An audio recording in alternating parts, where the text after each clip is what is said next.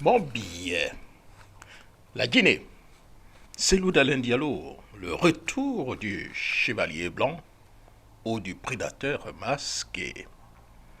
Après une série de vidéos virales sur les réseaux sociaux, M. Cellou Dalein Diallo, figure incontournable de l'opposition guinéenne et éternel prétendant au trône, tente un énième retour sur la scène politique.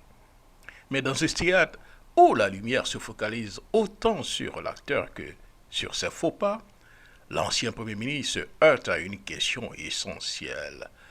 Peut-on sérieusement prétendre au changement lorsqu'on est perçu comme moralement bankrupt? Gros point d'interrogation. Ces excuses, ou plutôt leur absence, concernant donc les accusations de malversation, ne passent pas. M. Cellou Dalein Diallo tente de balayer cela d'un revers de la main, comme on effacerait donc un vieux commentaire gênant sur Facebook. Mais les Guinéens ne sont pas dupes, car pour l'homme qui prétend être une alternative face à la junte, l'omission volontaire donc de cette partie de l'histoire est bien plus qu'une simple étourderie. Est-ce là un signe d'un leader corrompu ou simplement celui d'un politicien en mal d'inspiration? Ah, les militants, je n'allais pas dire, j'allais dire, les militants de Cellou Dalein Diallo. Pauvre âme fidèle qui continue de croire au miracle après donc des années d'investissement émotionnel et financier. Pour eux, Cellou reste l'unique option, l'incarnation même de leur espoir. Pourquoi? Parce que dans ce parti de l'UFDG, il n'y a pas de plan B. C'est donc de Cellou Dalein ou rien, comme le dirait au Front populaire ivoirien. Baouri, co-fondateur évincé, a été absorbé par le régime de Doumbia comme un pantin politique. Tandis que M. Ousmane Gawal, autrefois fidèle lieutenant, est devenu ministre dans le gouvernement de la junte. Alors que reste-t-il donc des militants? S'accrocher donc à la dernière bouée, même elle prend l'eau un peu partout. Et les Guinéens en général. L'image de M. Dalein est désormais celle d'un prédateur politique. Un leader incapable donc d'offrir des explications convaincantes, qui préfère esquiver les questions gênantes plutôt que d'y répondre frontalement. Et pourtant, l'Afrique est connue pour sa culture du pardon et de la rédemption. Alors, où sont donc les excuses, M. Dalein? Où sont la rédemption, M. Cellou? L'absence donc de ces deux éléments ne fait que renforcer l'idée d'un homme, que l'homme est corrompu et peut-être même irrécupérable. Lors de son entretien à la Voix d'Amérique, M. Cellou Dalein Diallo, toujours en exil, parle de repli stratégique. Pour justifier donc son absence en Guinée. Repli stratégique. Il dit, je n'ai pas peur de la justice, clame-t-il. Mais pourquoi vous ne faites pas face à la justice? Ajoutant que donc les accusations qui pèsent sur lui datent de 22 ans et ne le concernent pas. Mais peut-on vraiment tourner la page si l'on refuse de lire les lignes qui dérangent? Concernant la chute d'Alpha Condé, M. Cellou Dalein Diallo s'est dit soulagé, libéré même, en tant qu'avocat donc du peuple. Mais les militaires, dit-on, n'ont jamais respecté donc leur engagement.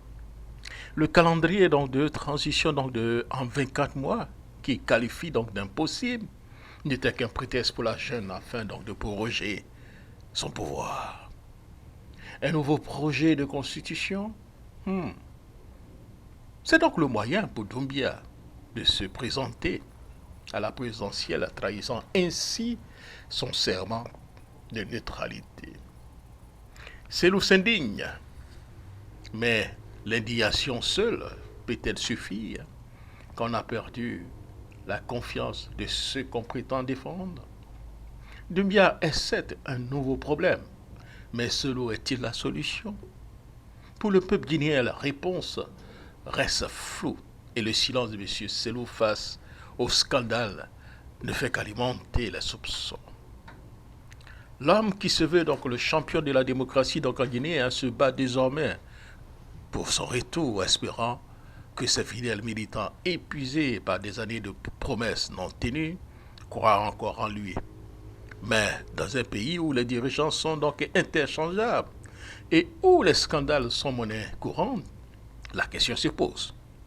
M. Selou Dalein Diallo est-il vraiment l'homme de la situation ou simplement donc une autre page dans le livre interminable de déception politique guinéenne?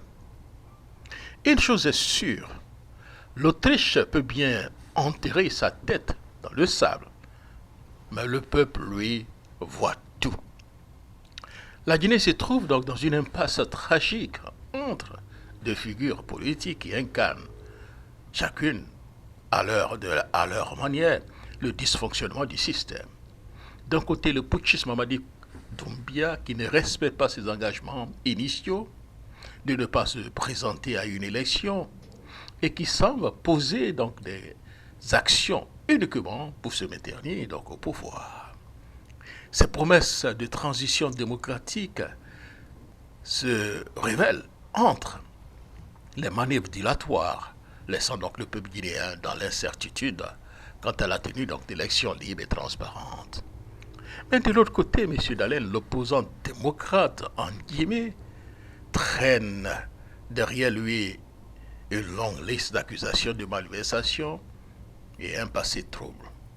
Prétendant détenir la clé donc de la Guinée, de l'avenir donc de la Guinée, il reste incapable de se remettre en question ou d'offrir des explications crédibles pour ses propres manquements. Son incapacité à répondre aux attentes morales à ses concitoyens érode la confiance que les Guinéens pourraient avoir encore en lui. Alors, où se situe donc le peuple guinéen dans tout cela? Entre un leader militaire qui trahit ses engagements et un opposant moralement discrédité, les Guinéens sont pris en otage, alors même que le pays, riche en ressources naturelles, pourrait aspirer à un avenir prospère. La quête de stabilité et de développement reste donc un mirage, tant que la classe politique, quelle que soit militaire ou civile, refuse de se réinventer et de réellement servir les intérêts donc, du peuple. La vraie question demeure est quand est-ce que la Guinée cessera d'être un terrain de jeu pour les ambitions personnelles et deviendra donc une nation où les aspirations du peuple sont placées au-dessus des jeux de pouvoir. C'était donc mon billet, Jacques Roger.